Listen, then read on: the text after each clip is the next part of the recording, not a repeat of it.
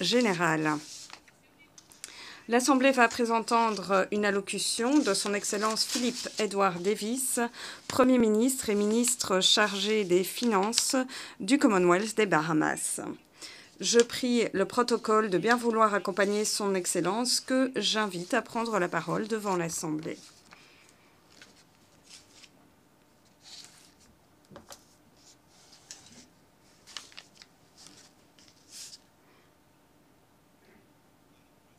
Madame la Présidente, Annalena Baerbock,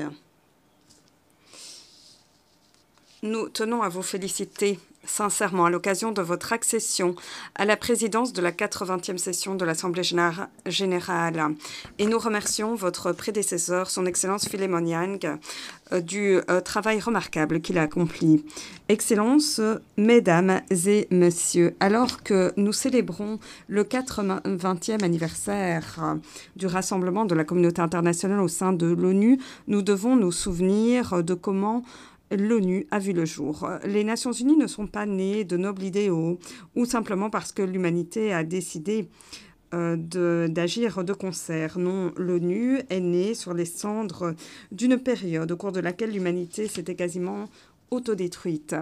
Les tranchées ensanglantées de la Première Guerre mondiale, dues aux rivalités entre les grandes puissances de l'époque, l'effondrement de la Société des Nations Unies, qui ne pouvait pas s'acquitter de son mandat en raison du refus des grandes puissances d'y participer, le désespoir de la Grande Dépression, la montée en puissance de l'ambition fasciste qui a mené aux dévastations de la Deuxième Guerre mondiale, la terreur des armes atomiques. C'est ainsi que sont nées l'ONU.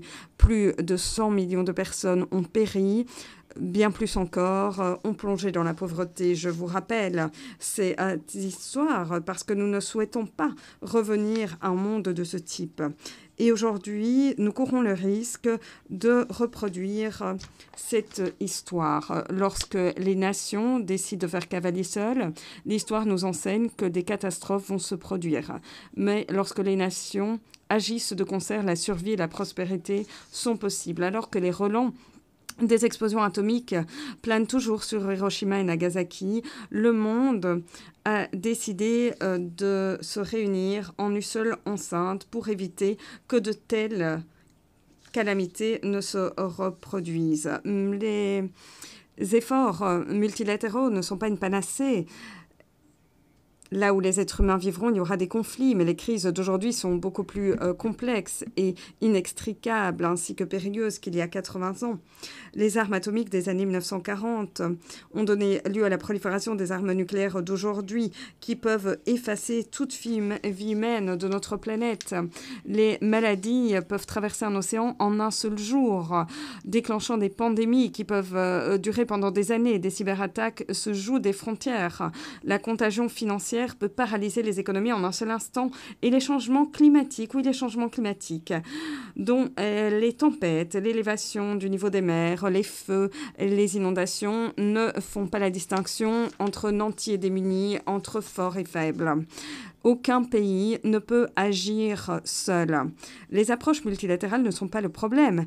Elles constitue le chemin vers les solutions. L'ONU n'est pas parfaite, mais c'est le même outil d'action multilatérale dont nous disposons. Nous, ouvriers, ne devrons pas accuser nos outils. L'erreur n'est pas dans le marteau, mais dans la main qui le laisse tomber.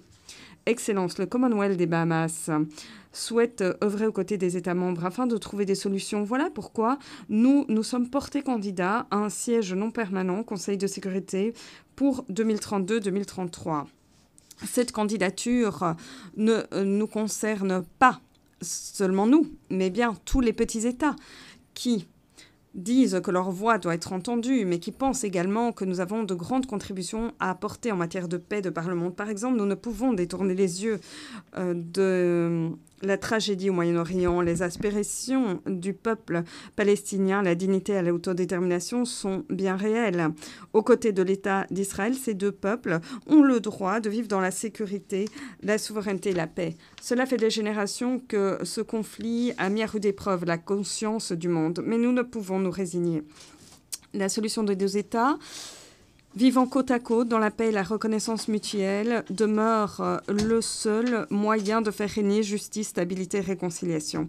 Mais nous ne devons pas délaisser le dialogue au profit du désespoir. Les capacités multilatérales de l'ONU devraient être au cœur même de ces efforts. Nous pensons que, bien que l'organisation ait des faiblesses structurelles et institutionnelles, l'on peut y remédier. Si les normes ne sont pas appliquées de façon égale et que les États les plus puissants peuvent voir leurs agressions ou leurs abus des droits humains rester impunis, alors les États plus faibles doivent agir également pour rectifier cette situation.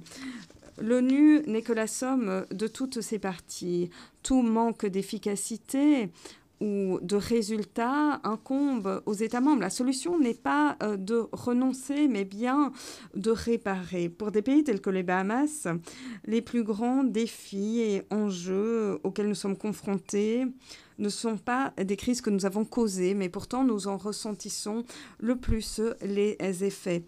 Les Bahamas n'ont jamais livré une guerre et pourtant des conflits bien lointains causent des chocs économiques. Les habitants des Bahamas souffrent ainsi de l'inflation ou encore de chaînes d'approvisionnement non fiables. Et il y a également les incidences des changements climatiques qui pour nous sont urgents, existentiels. Cela fait des années que bon nombre d'habitants des Bahamas ont alerté la communauté internationale en de maintes enceintes sur les risques que font courir les changements climatiques. Nous n'avons plus le luxe de relancer des conversations abstraites sur les causes des changements climatiques. Notre réalité aujourd'hui démontre que nous n'avons plus le temps.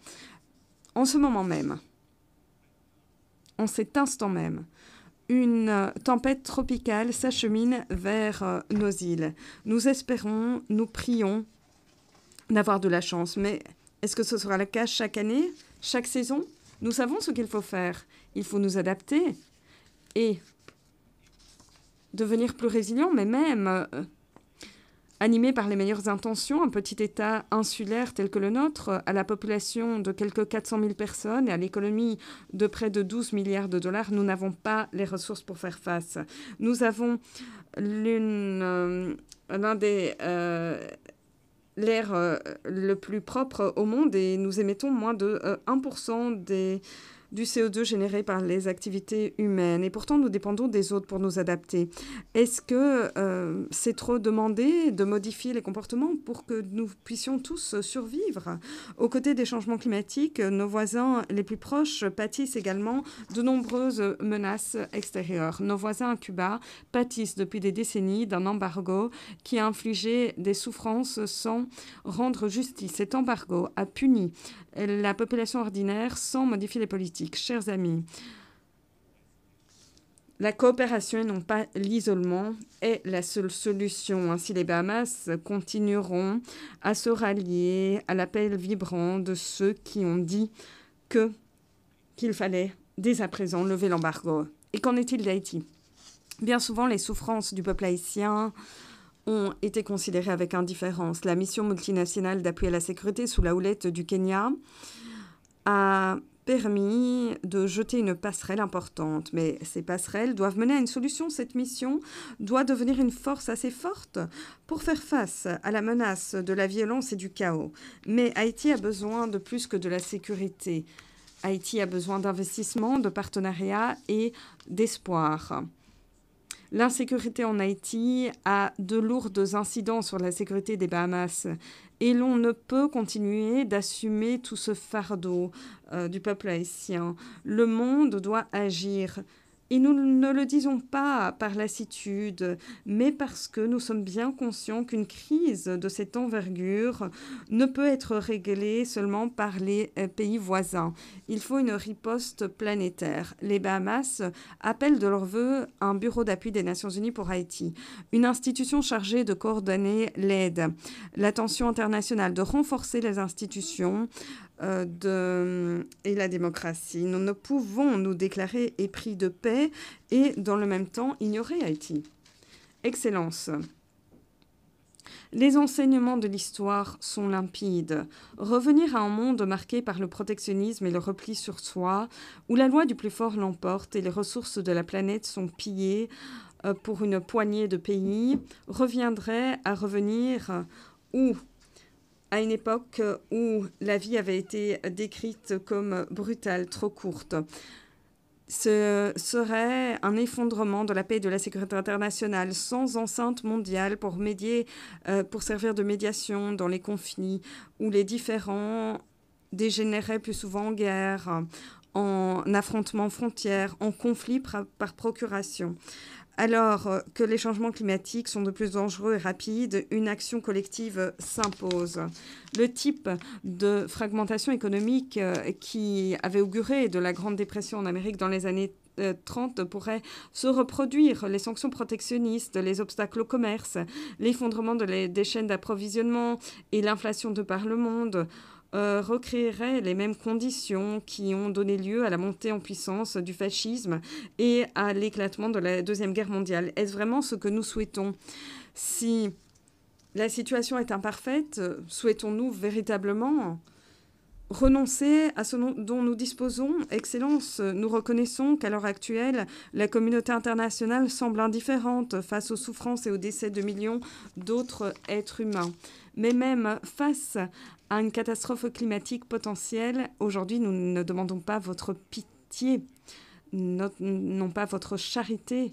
Nous vous demandons d'agir dans votre propre intérêt éclairé, la sécurité et la prospérité de nous tous dans la région, dans notre hémisphère et dans le monde entier sont intrinsèquement liés. Même si vous n'êtes pas d'accord sur les causes, comme je l'ai déjà dit précédemment devant l'Assemblée générale, notre réalité aujourd'hui est que les tempêtes et les ouragans provoquent chez vous des feux ou des inondations. Si les Bahamas s'effondrer en raison des risques disproportionnés dus au changement climatique, à notre fragilité économique, aux pressions géopolitiques externes, le monde perdrait la meilleure destination touristique sur cette planète. Nous ne vous demandons rien de plus que ce que nous souhaitons tous, le droit de vivre en paix et en sécurité et dans la quête du bonheur. Mais, avant tout, ce que nous souhaitons, c'est simplement avoir le droit de vivre. Je vous remercie.